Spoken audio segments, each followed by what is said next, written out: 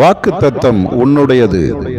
என் அன்பு பிள்ளையே, இன்றைக்கு அநேக நேரங்களில் யாரோ எனக்கு தீங்கு செய்கிறார்கள், மந்திரம் பண்ணுகிறார்கள், எனக்கு எதிராக சூழ்ச்சி செய்கிறார்கள் என்று நீ பயப்படுகிறாய். நான் உன்னோடு கூட இருக்கும்போது யார் உனக்கு எதிர்த்து நிற்க முடியும்? கர்த்தர் என் பட்சத்தில் இருக்கிறார், நான் பயப்படேன். மனுஷன் எனக்கு என்ன செய்வான் என்று சங்கீதக்காரனைப் போல நீயும் சொல்லலாம் அல்லவா? இன்றைக்கு உனக்கு எதிராக எழும்புகிற எல்லா மனிதர்களையும் நான் உன்னை விட்டு விலக்குவேன். உனக்கு தீங்கு செய்ய நினைக்கிறவர்கள் ஒரு நாளும் உனக்கு தீங்கு செய்ய முடியாதபடி நான் பார்த்து கொள்வேன். ஒவ்வொரு நாளும் உனக்கு என்னை வெளிப்படுத்துவேன். உன்னை நீ எனக்கு அர்ப்பணித்து என் பாதத்தில் காத்திருந்து ஜெபித்து பலனை பெற்று நீ உன் நாளை துவங்குவாயானால் நிச்சயமாகவே நீ வெற்றியுள்ள வாழ்க்கை வாழ்வாய்.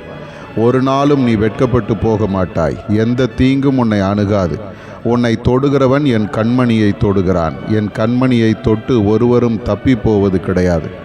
ஆகவே நீ எனக்கு அருமையானவன். நான் உன்னை பாதுகாப்பேன், உன்னை பலப்படுத்துவேன், உனக்கு உதவி செய்வேன். என்னோடு இரு. உன் கையை பிடித்து கொண்டு நான் உன்னை நடத்துவேன். நீ ஆசீர்வாதமாய் இருப்பாய். பயப்படாதே. தேவன் சபிக்காதவனை நான் எப்படி சபிப்பேன்? கர்த்தர் வெறுக்காதவனை நான் வெறுப்பது எப்படி?